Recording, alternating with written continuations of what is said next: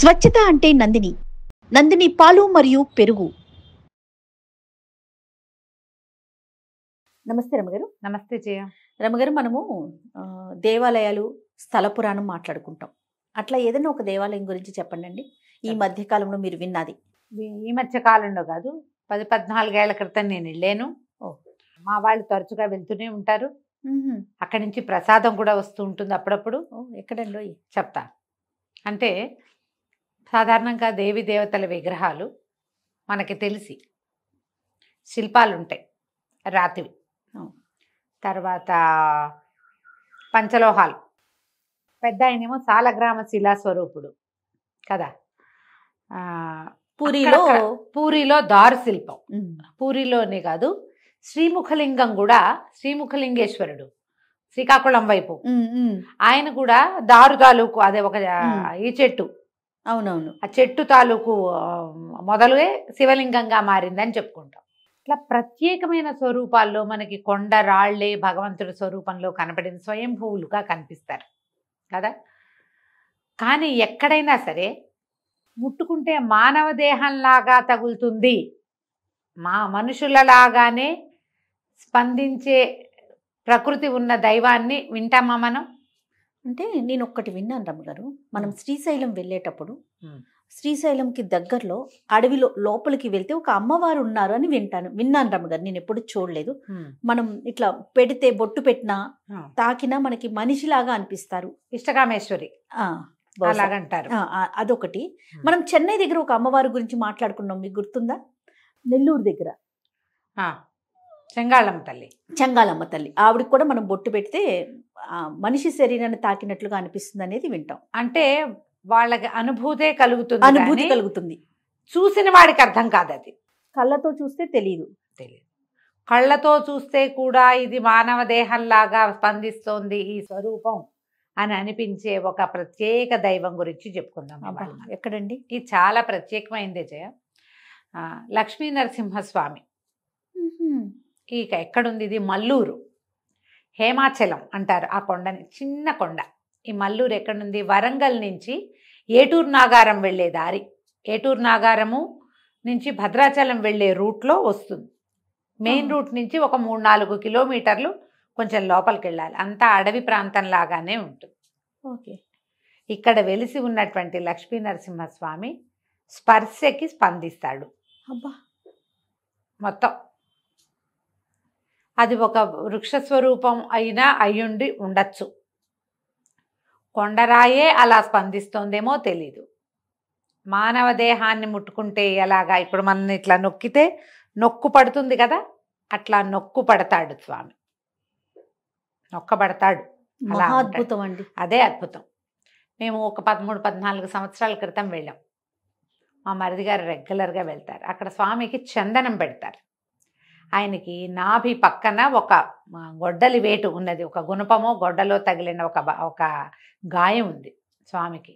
ఆ గాయంలో నుంచి లోపల నుంచి ఒక చీములాగా, లోపల నుంచి ఒక స్రావం, ఏదైనా దెబ్బ తగిలితే లోపల నుంచి ఒక తడి వస్తుంది కదా, అట్లా ఆ స్వరూపంలో ఆ తడి వస్తూ ఉంటుంది. ఆ తడికి ఆ బాధ కలగకుండా ఉండటానికి గంధం, చందనం అరగదీసి పెడతారు అక్కడ. ఆ గంధాన్ని మనకి ప్రసాదంగా ఇస్తారు. పురాతన క్షేత్రమే. 2వ శతాబ్దం నుంచి ఉన్నాడు ఆయన అక్కడ. అంత పురాతనమైంది. దాదాపుగా ఒక 130 మెట్లు, 140 మెట్ల దాకా ఉన్నాయి. మనం ఇతరత్ర అవేవో దర్శనాలు, దేవాలయాలు లభిస్తాయని కాకుండా ఇది ఒక కొండ, అటవీ ప్రాంతం. అంత పచ్చగా, అంత అడవిలో నుంచే మనం లోపలికి వెళ్తాం. చిన్న సుమారైన కొండ. ఈ 100 నుంచి 150 లోపల మెట్లు. ఈ మెట్లు ఎక్కి మనం పైకి వెళ్తే కనుక స్వామివారి దర్శనం లభిస్తుంది. పెద్ద 6 అడుగుల విగ్రహం. మనకి బాగా అంటే చతుర్భుజుడైన స్వామి లాగానే తెలుస్తుంది, కానీ క్లియర్గా చెక్కిన విగ్రహం మాదిరిగా అయ్యవారు మనకి దర్శనమివ్వడు. ఏర్పడిన విగ్రహంగా కనపడతారు. శంఖం, చక్రం, తిరునామాలు, నోరు తెరిచి ఉన్నట్టుగా తెలుస్తుంటుంది. కరాళం విస్తృతంగా కనిపిస్తుంది. శరీర భాగాలు తెలుస్తాయి. ఛాతీ, వక్షస్థలము, నాభి కనపడుతూ ఉంటాయి. అక్కడ ఉన్న అంత పార్ట్ కొంచెం ఇట్లా దెబ్బ తగిలినట్టుగా ఉంటుంది. అక్కడ గంధాన్ని అలంకరిస్తారు. మీరు ఏటూరు నగరం వరంగల్ వెళ్తే వరంగల్ నుంచి ఆటే చాలా దూరం, ఇంకా ఒక 100-150 కిలోమీటర్లు ఉంది, వెళ్ళొచ్చేసేయచ్చు. హైదరాబాద్ నుంచి అయితే పొద్దునెళ్ళి సాయంత్రం తిరిగి వచ్చేయచ్చు. మేము అలాగే వెళ్ళాం. మా వాళ్ళంతా అలాగే వెళ్తారు, పొద్దున్నే వెళ్ళిపోతారు. ఎర్లీ మార్నింగ్ 9-10 గంటలకు చేరుతారు. దర్శనం ఏర్పాటు చేసుకుని 12:30కో 1 గంటకో మూసేస్తారమ్మా. అంతా అటవీ ప్రాంతం కదా, కోతులు విపరీతం అక్కడ, ఎక్కువ కోతులు ఉంటాయి. అందుకని పెద్దగా వస్తువులు అవి తీసుకెళ్ళకపోవటమే మంచిది. అక్కడేం భోజన వసతి, ఆ వసతులు ఈ వసతులు లభిస్తాయని అనుకోకూడదు. వెళ్ళటం, స్వామివారిని దర్శనం చేయటం, కాసేపు కూర్చుని ఏదైనా చదువుకోదలుచుకుని స్తోత్రం చదువుకుని, సేవాకాలం ఏం జరుగుతుందో ఆ కాస్త సేవించుకుని నమస్కారం పెట్టుకుని దిగొచ్చేయటమే. అలాగే కనపడుతుంది. మన మంగళగిరిలో కూడా అంతే. అవునవును. పైకి వెళ్ళాక ఏముంది, ఆయన చూడడం వచ్చేయడమే. మంగళగిరిలో కూడా సాయంకాల దర్శనాలు లేవు, మధ్యాహ్నం దాకానే ఉంటుంది కదా. ఈ స్వామివారి గురించి చెప్తాం. ఈయన నరసింహావతారం ఎత్తిన తర్వాత చెంచులక్ష్మి వివాహానంతరము ఈ కొండల్లోనే స్వామి ఉన్నాడని చెప్తారు. అప్పుడట ఇద్దరు మహర్షులు, భరద్వాజుడు నాకు గుర్తుండి అత్రి మహర్షి, వీళ్ళు ఈ ప్రాంతంలో నిద్ర చేశారట. భరద్వాజ మహర్షి ముఖ్యంగా, వీళ్ళిద్దరూ నిద్ర చేస్తే నరసింహ స్వరూపం కల్లో కనపడి నన్ను బయటికి తీయండి అని ఆజ్ఞ ఇచ్చారని చెప్తారు. అప్పుడు వాళ్ళు పడుకున్న ఆ బండ పక్కన తవ్వితే ఈ స్వామి స్వరూపం కనపడింది వాళ్ళకి. అయితే ఈ తవ్వుతున్నప్పుడు ఈ గుణపం తగిలిందట అక్కడ. ఓహో. తగిలి ఆర్తనాదం వినపడింది. అని గుణపానికి నెత్తురంటింది. చేతులతో పెళ్ళగించి చూస్తే ఎక్కడ దెబ్బ తగిలిందో వారికి కనపడింది. అది స్వామివారి నాభిస్థానంగా గమనించి గంధం అరగదీసి పెట్టారట మహర్షులు. అప్పటి నుంచి ఇక అదే పందా ఉన్నది. అయితే ఇంకొక కథ మనకి ఏం చెప్తారంటే, ఈ శాతవాహనులలో ఉన్నటువంటి మొదటి రాజుల్లో ఒక వాడైనటువంటి దీపకర్ణి అని ఆయన రాజుగారికి కల్లో కనపడ్డారట. కలలో కనపడి స్వామి నన్ను వెలికి తీయమని ఆయన ఆజ్ఞిస్తే స్వప్నాదేశం వస్తే ఈ 2 కథలు చెప్తారు. ఏదో మరి కానీ 2 చెప్పబడుతుంది. 72,000 మంది సైనికులతోటి అడవంతా గాలించేట ఆయన దీనికోసం. ఇది ఒక 2 చెట్ల మధ్యగా ఉన్నట్టు, 2 బండల మధ్యగా ఉన్నట్టుగా కనపడతాడు మనకి స్వామివారు. 6 అడుగుల ఎత్తుండి స్వరూపం మనకి స్పష్టంగానే తెలుస్తుంది. ఆయనకి తగిలిన గాయము, అందులోంచి స్రవించే తడి కనపడుతూ ఉంటాయి. మనం ముట్టుకోవటానికి వీలు లేదు. మనమే ముట్టుకుంటే చెక్ చేద్దామన్న భావనలోకి వెళ్ళబోకండి, అది పొరపాటు. ఈ అర్చక స్వామి నొక్కి చూపిస్తారు మనకి. అది నొక్కితే, ఇప్పుడు నా చెయ్యి నొక్కితే ఇక్కడ నొక్కు పడుతుందా, నీకు తెలుస్తుందా? అలా కనపడుతుంది. ఇప్పుడు రాయో లోహమో అయితే ఎట్లా వెళ్తుంది?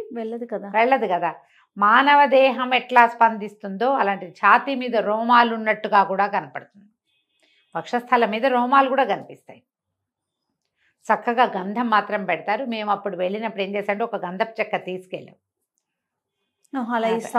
సమర్పించి మేము అక్కడ అరగదీసి మేమే గంధం రంగదీసి ఇచ్చాం కూడా ఆ రోజు.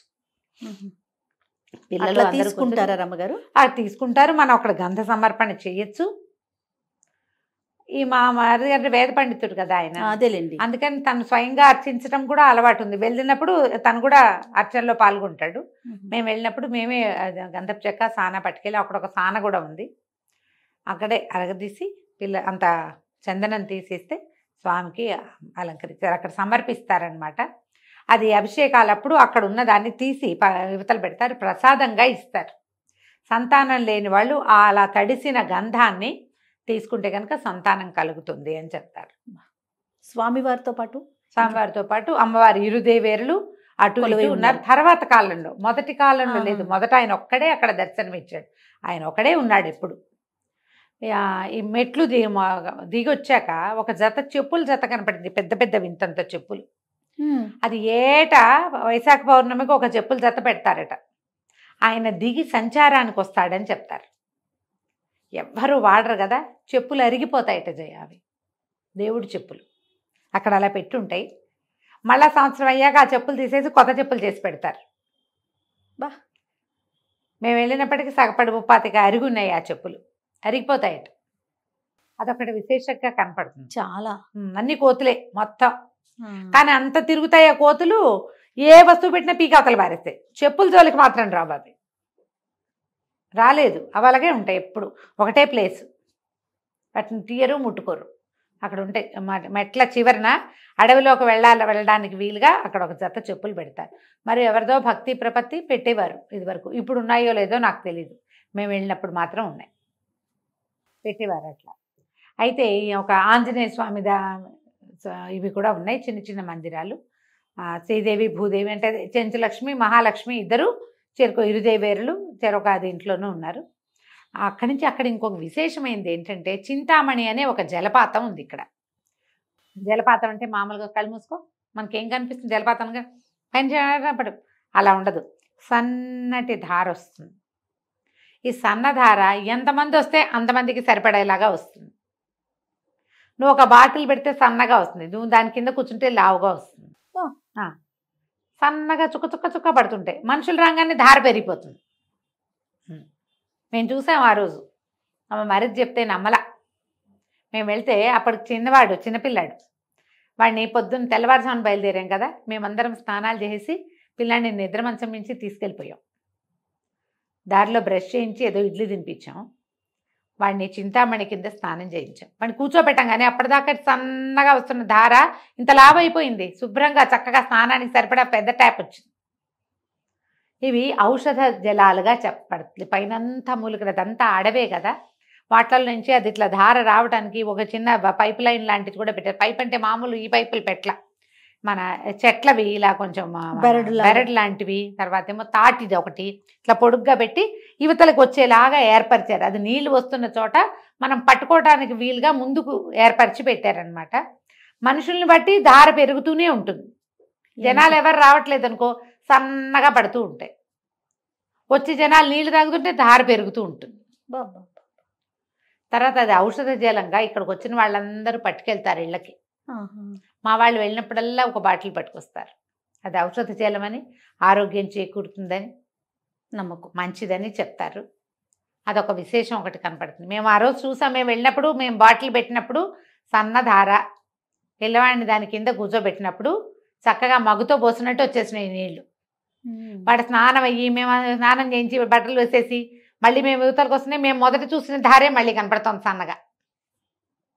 పిల్లలకు ఒక ఉద్రేకంగా ఉంటుంది కదా, మేము పైకి వెళ్ళి తిరిగి వచ్చేసరికి మళ్ళీ పరిగెత్తుకుంటూ పోయారు దాని దగ్గరికి. మేము అప్పుడు కొంతమంది పిల్లలు ఉన్నారు మా దగ్గర, చిన్న పెద్ద పిల్లలు. మళ్ళీ వెళ్తే ఉంది, మళ్ళీ సన్నటి దారే ఉంది, పట్టుకుంటుంటే వస్తూనే ఉన్నాయి. ఆ ఒక విశేషం చెప్పబడుతుంది. ఈ చింతామణి ఆ లక్ష్మీ నరసింహస్వామి ఇద్దరు ఈ హేమాచల క్షేత్రంలో విశేషమైన దర్శనంగా కనపడతారు. మనము ఇలాంటి ప్రతిమా స్వరూపంలో ఉన్న నరసింహస్వామిని ఎక్కడా చూడం. ఈయన ఆరోగ్య ప్రదాత, సంతాన ప్రదాత అని చెప్తారు.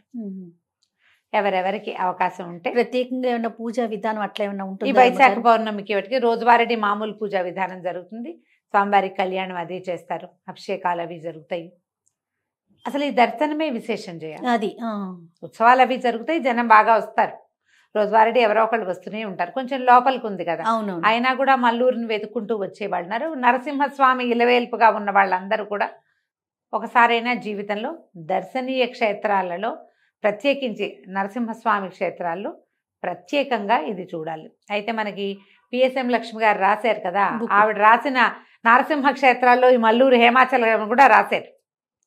నేను వెళ్ళాను, నాకు అంతకుముందే తెలుసు. మా వాళ్ళు వెళ్తారు కదా ప్రతి నెల 2 నెలలకి మా మరిది గారు వాళ్ళు వెళ్తూనే ఉంటారు. ఎవరో ఒక శిష్యులతో ఎవరో ఒకళ్ళతో వెళ్తాడు. మేము ఒక 14-13 ఏళ్ల క్రితం వెళ్ళాం. మా పిల్లలు కూడా ఈ మధ్య వాళ్ళ బాబాయ్తో వెళ్ళొచ్చారు. నేను వెళ్ళలేదు, కానీ చాలా విశేషంగా కనపడతాడు స్వామి. ఎవరికి అవకాశం ఉంటే వాళ్ళు, మీరు వరంగల్ నుంచైనా వెళ్ళొచ్చు, హైదరాబాద్ నుంచైనా వెళ్ళొచ్చు. ఏదైనా కొత్త క్షేత్రం, ప్రత్యేకమైన క్షేత్రం చూడాలంటే ఇది మస్ట్ విజిట్ ప్లేస్ అన్నమాట. అవకాశం ఉన్న వాళ్ళు చూడండి. తప్పకుండా రమ్మగారు, అద్భుతమైన క్షేత్రం గురించి వినే అవకాశం దొరికింది. నమస్తే. నమస్తే జయ.